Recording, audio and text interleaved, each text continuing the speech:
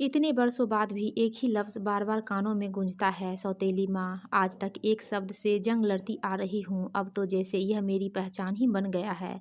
हर बार अग्नि परीक्षा, क्यों करूँ खुद को साबित? माँ सिर्फ़ माँ होती है, उसकी ममता सगी या सौतेली नहीं होती। लेकिन कौन समझता है इन भावनाओं को? दो कौड़ी की भी कीमत नहीं है मेरी इन भावनाओं की। नेहा आज न जाने क्यों इस उधेड़-बुन में लगी थी, आज ही क्यों? वो तो अक्सर खुद से इस तरह के सवालात करती है, जिसका जवाब किसी के पास नहीं होता। हर बार तरसती निगाह से सबकी ओर देखती थी कि कहीं से कोई प्रशंसा भरे शब्द कह दे उसके लिए, लेकिन ऐसा होता नहीं था। समय इसी तरह गुजर रहा था। आज आंगन चांदनी से भरा था, शबनम के बरसने से मौसम और भी खुशगवार हो गया था। बालकनी में खड़ी सुधा अचानक बोली, माँ इतनी देर से चुपचाप मेरे पीछे खड़ी क्या सोच रही हो? सुधा बेटा, तुम्हें कैसे पता चला कि मैं पीछे खड़ी हूँ? सुधा की माँ ने नेहा ने हैरान होकर पूछा, माँ तुम्हारी खुशबू मैं अच्छी तरह से पहचानती हूँ, तुम्हारा एहसास, तुम्हारा स्पर्श, सब कुछ मुझसे बेहतर कौन समझ सकता है? आखिर माँ हो मेरी। सुधा ने अपनी माँ का हाथ थामकर कहा, माँ क्या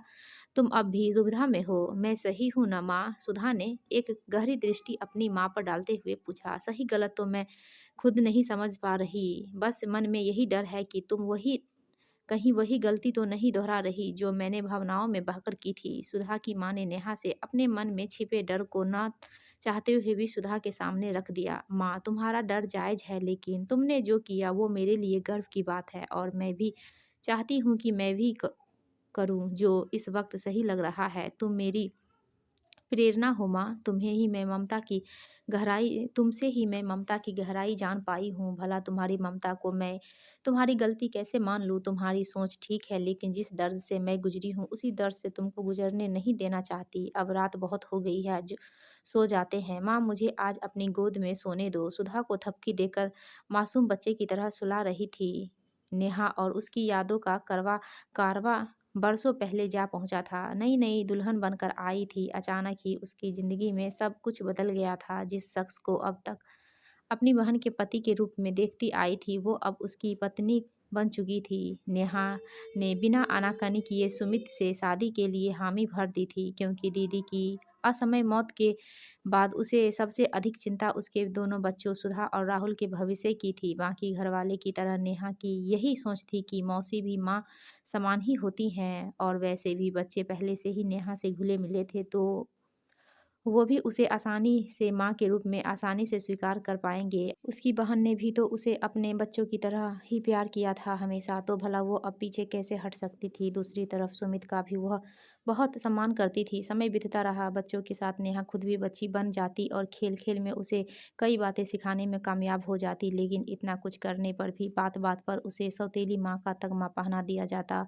अगर बच्चे को चोट लग जाए तो पड़ोसी कहते, बेचारे बिन माँ के बच्चे हैं, सौतेली माँ कहाँ इतना ख्याल रखती होगी। इस तरह के ताने सुनने की आदी हो चुकी थी नेहा, लेकिन सबसे ज़्यादा तकलीफ तब होती जब अपना ही कोई इस दर्द को और बढ़ा देता। चाहे बच्चों का जन्मदिन हो या कोई अचीवमेंट, हर बार घर के करीबी रिश्तेदार यह कहते से पीछे नहीं हटते कि आज इसकी अपनी माँ जिंदा होती तो कितनी खुश होती। सुमित, मुझे खुशी है कि सभी लोग दीदी को याद करते हैं, लेकिन बात बात पर मुझे सौतेलेपन का एहसास कराना बहुत पीड़ादायक है। मैं हर तरह से आपको और बच्चों को अपना ही हिस्सा समझती हूँ, और यह भी आपको बता दूँ कि अपना फ़र्ज़ समझकर नहीं, बल्कि आपके व बच्चों के प्रति प्यार व अपनेपन की गहराई भावना के चलते मैं सब कुछ करती हूँ। नेहा ने सुमित से अपने दिल की बात कही।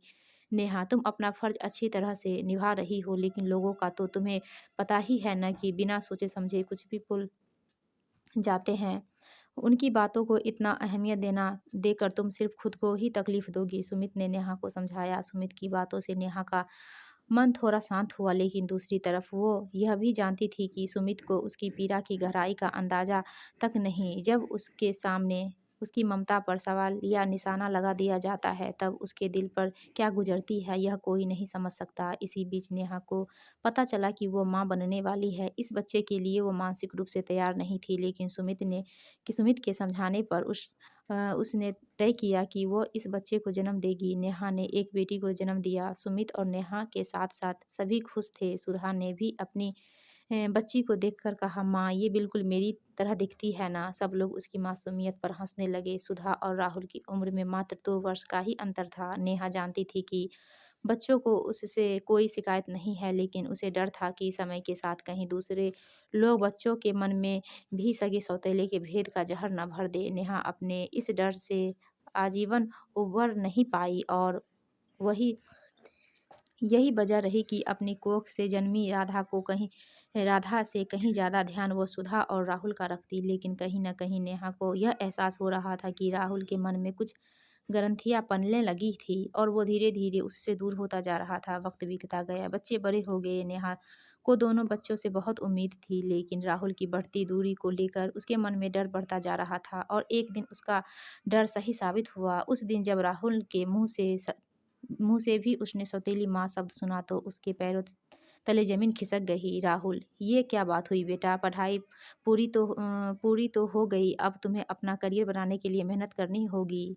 बिना जॉब ढूँढे कहीं काम नहीं मिलेगा। दिन भर घर बैठकर रात के दोस्तों के साथ पार्टी करके तुम अपना कीमती समय ज़ाया कर रहे हो। मैं जो भी कर रहा हूँ अपने पापा की कमाई पर कर रहा हूँ। आपको क्यों तकलीफ़ हो रही है? आप चाहती हो मैं मेहनत करूँ और आप मज़े से मेरे पापा की सारी प्रॉपर्टी हड़प लो। नेहा उस दिन राहुल को थप्पड़ मारने से खुद को रोक नहीं पाई। पहली बार हाथ उठाया उसने अपने बच्चे पर। मुझे आपसे यही उम्मीद थी, आखिर आपने साबित कर ही दिया ना कि सौतेली माँ तो सौतेली ही होती है। इतना कहकर राहुल गुस्से से बाहर चला गया। नेहा रोती रही और यही सोचती रही कि आखिर कहाँ चूक हो गई उससे।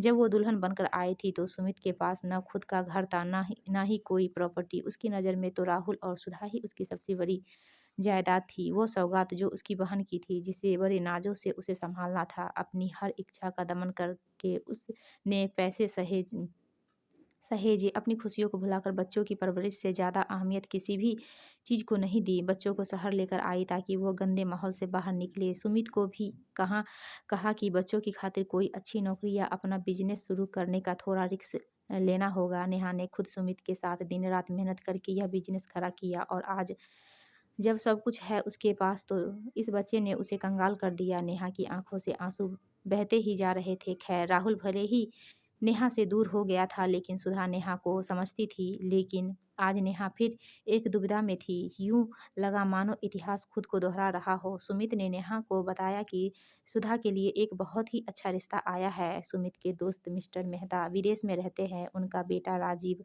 वहाँ डॉक्टर है, जो सुधा को अपने घर की बहू बनाना चाहते हैं। यहाँ तक तो नेहा की खुशी थी, क्योंकि वो जान-पहचान वाला परिवार था। दोस्ती रिश्तेदारी में बदल जाएगी तो और भी अच्छा रहेगा। लेकिन जब सुमित ने यह बताया कि राजीव की पहले भी शादी हुई थी, उसकी पत्नी का देहांत हो चुका है और उसका एक बेटा भी है, तब नेहा अपने गुस्से को दबा नहीं पाई। नहीं सुमित, यह शादी नहीं होगी। अपनी सुधा को यहाँ और भी अच्छे लड़के मिलेंगे। वैसे भी ऐसी क्या मजबूरी या जल्दी है जो पहले से शादीशुदा किसी लड़के को हम अपनी बेटी के लिए चुने। नेहा ने दो टूक जवाब दे दिया।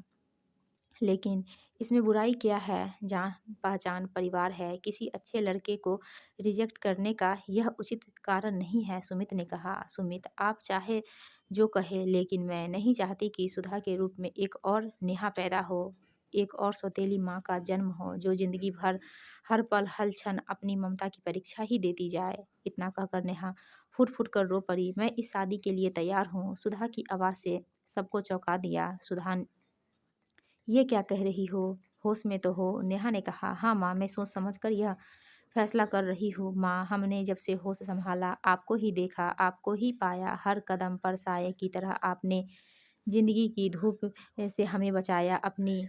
न, अपनी नींदें कुर्बान करके हमें रात भर थपकी देकर सुलाया। फिर भी हम खुशी के मौके पर यहाँ आंसू बहाए जाते हैं कि आज हमारी सगी माँ होती तो ऐसा होता, वैसा होता। लेकिन कोई मुझसे पूछे, अगर हमारी सगी माँ भी होती तब भी हमारी इतनी अच्छी परवरिश नहीं होती जितना आपने की है। मैं चाहती हूँ कि मैं भी आपके आदर्शों पर चलूँ, बिल्कुल आपकी तरह बनूँ। और माँ सिर्फ माँ होती है, सगी या सौतेली जैसे शब्द हमारे विचारों की गंदगी होते हैं।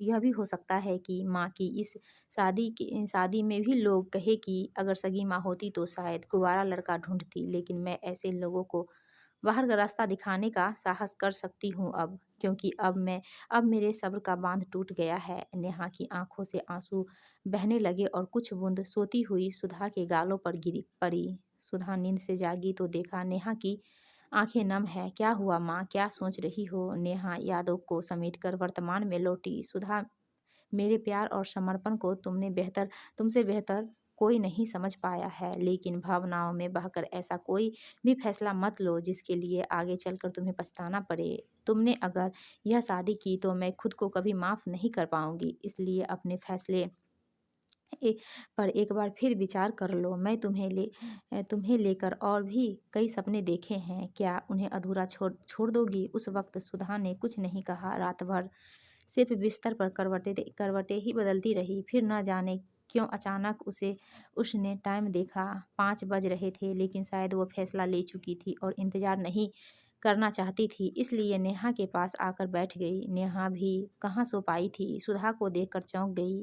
क्या बात है सुधा, इतनी सुबह कुछ कहना चाहती हो? हाँ माँ, मैंने बहुत सोचा और आप बिल्कुल सही कह रही हो। मैं भावुक होकर ही यह फैसला ले रही थी। अभी तो मुझे अपना करियर बनाना है, आपके सपनों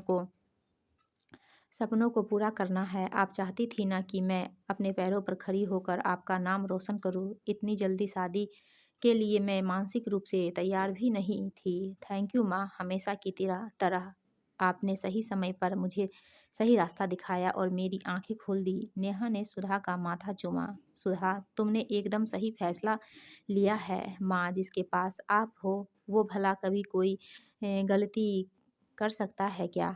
आपने हर कदम पर हमें सही रास्ता दिखाई। जब जब हम कमज़ोर पड़े आपने ही हाथ थामा, जब जब हम लड़खड़ाए आपकी ही बाहों का सहारा मिला। आप दुनिया की बेस्ट माँ हो। बस अब बातें बहुत हो गई, चलो सो जाते हैं। अब तो मुझे भी नींद आ रही है। मन का बोझ हल्का हो गया। माँ, मुझे अपने पास ही सोने दो ना प्लीज़। पापा तो वैसे भी शहर से बाहर गए हैं। दोनों खिलखिलाकर हंसने लगी। दोस्तों, आपको यह कहानी अच्छी लगी हो तो प्लीज़ हमारे वीडियो को लाइक कीजिए और चैनल को सब्सक्राइब